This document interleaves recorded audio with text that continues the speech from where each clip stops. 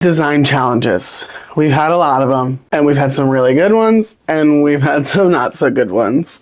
Today we're doing something a little bit different. It's a snow day here in New Jersey. I've got my jacket on, it's cold, and I want to talk about some Drag Race. I've never done a Drag Race video on my page yet, but today I want to talk about the top 5 best design challenge themes. Not the looks, the themes and the design balls. Because everybody talks about the looks, but nobody talks about what makes a good design challenge. And that's the theme. So let's get into it. If you're new here, welcome to the family. My name is Penny Vahka, social media's drag mom, and if you didn't have a drag mama before, you have one now. Let's talk about these design challenges. Before we get started, I would like to tell you a little bit about myself and why I deem myself qualified for this. For starters, I am a drag queen. I sew all my own looks. I always have, so sewing is kind of my thing. Also, for season 14 and for season 15, I made and designed runway looks for every single one of the Drag Race runways. So I feel like I kind of have the right to talk about this and give my opinion on it because there are correct answers and there are wrong answers about this topic. And look, I'm not going to keep you here. I'm not going to keep you long. I want to get right into it. I'm going to give you the top 5 best design challenge themes on Drag Race. Let's get into it. Number 5, from a more recent season of Drag Race, we have season 16's See You Next Wednesday ball. I feel like this is going to be an unpopular opinion, but I really enjoyed the theme of this because it was a lot different than we see with the Drag Race design challenges. Normally, they're kind of like about being pretty or making gowns or making something that's more glamorous, but this ball really challenged the queens because it was to design something dark and spooky and gothy, and we don't get that a lot on Drag Race. Do I think the looks for this ball were the best that I've ever seen? Probably not, but the theme itself partnered with Wednesday, which was really big at the time, and I think that really kind of helped boost it. I never watched Wednesday, but I was in the musical The Addams Family, and I just really liked the idea of them doing something that was a little bit more goth, a little more dark, because we see glitter, we see sequins, we see all that stuff all the time, so it was good. Season 16 is as recent as my choices will get, so it's only going to get more vintage, I guess, from here. I am a original Drag Race lover, an OG lover, so just keep that in mind going forward. In the 4th spot, we have Rupocalypse Now from season 4.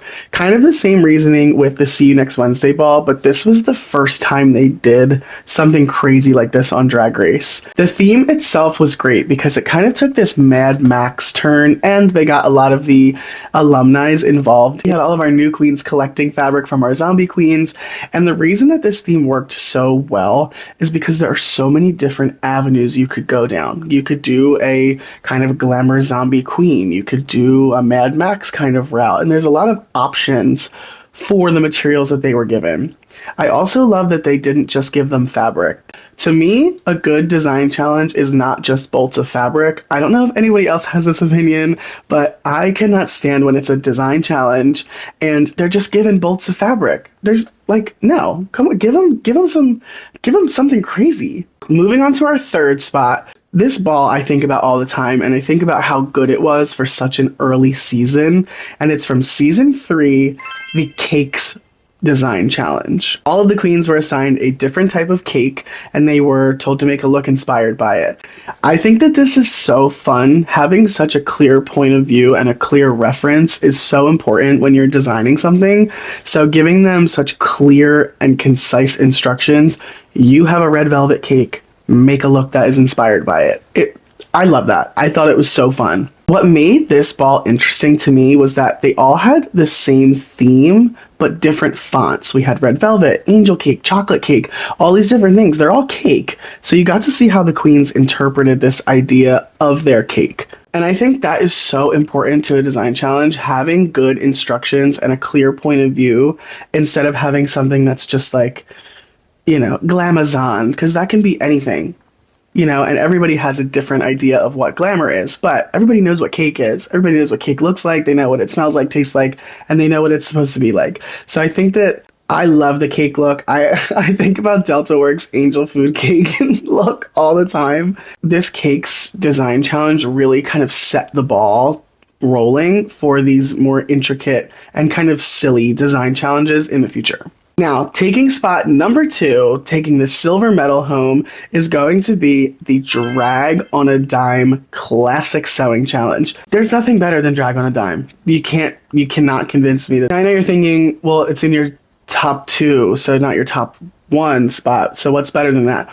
We'll get there. But Drag on a Dime, in essence, to me, is drag. Turning nothing into something is drag. That's what we do. This challenge is so fun because it gives them fabric, sure, but it also gives them pinwheels and dollar store stuff and all this stuff that's real and accessible to the audience that we can then be inspired by at home. And it creates kind of this like reverse effect of like they were inspired by the trash and we're inspired by their outfit that they made with the trash, so we go get the trash, and it just becomes this whole cycle.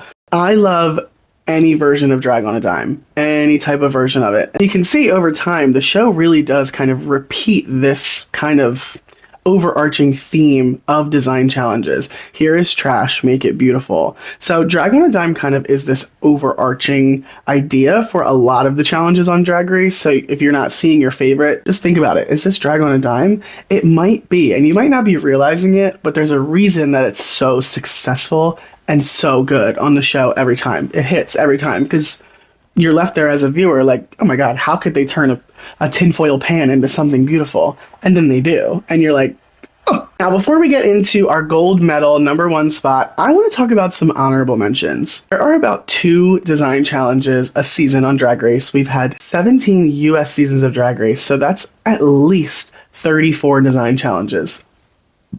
That's insane. That's a lot of looks, and that doesn't even really incorporate all of the balls. Just straight design challenges. It's a lot. We can't talk about all of them, but so many of them are so good. Some design challenges that I think really deserve the hype and have withstood the test of time. We have the Bitch Ball from season 5, where they made looks inspired by dogs. Absolutely love that one. The Money Ball, originally introduced in season 3, was just so iconic, and people still reference those designs and that kind of idea of using money for outfits. And I think that it's so good. We had Acid Betty's redo on season 8, which also withstood the test of time. I thought that look was amazing.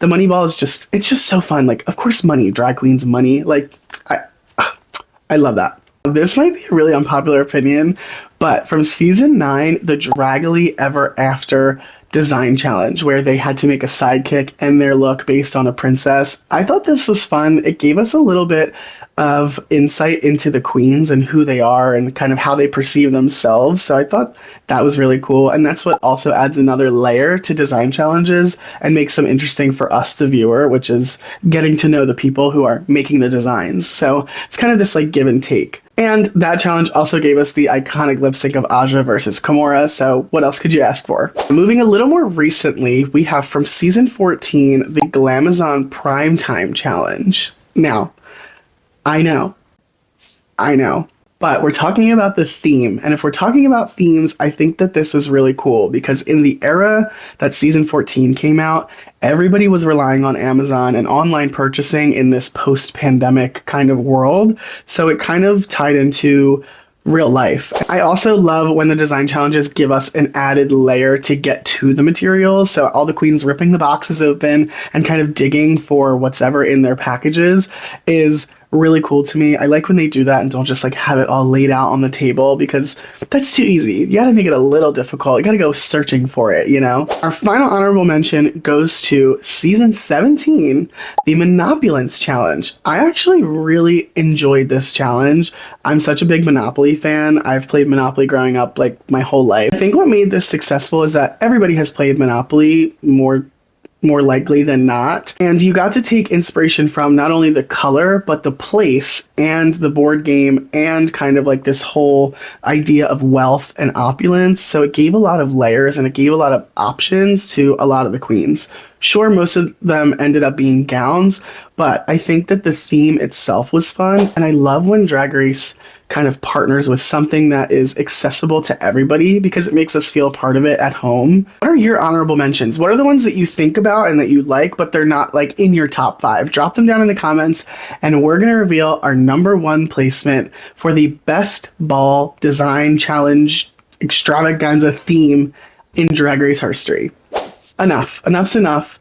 My number one design challenge theme goes to season 5, the sugar ball.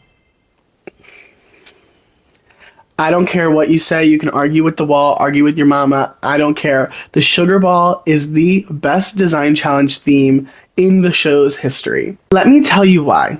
The sugar ball was fun because it incorporated unconventional materials like food, but it also was colorful. It made the queens excited, and we got to see their creativity come out. Often in design challenges, queens rely on the materials, but in this challenge, they really couldn't because you can't sew a gumball. So I love it so much because it was unconventional, but it was also so well done. Like, there really wasn't a bad look that night.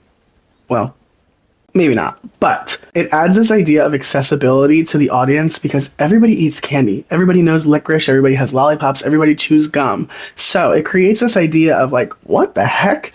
And I think I'm partially biased because Roxy Andrews' look from the sugar ball with the licorice cascading in down onto the fringe, I think that might be swaying my opinion just a little bit, but what's your favorite design challenge theme? Do you have one? Have you even thought about it? And should we talk about the bottom 5, the worst 5 themes? Let me know down in the comments, and I will see you in the next one.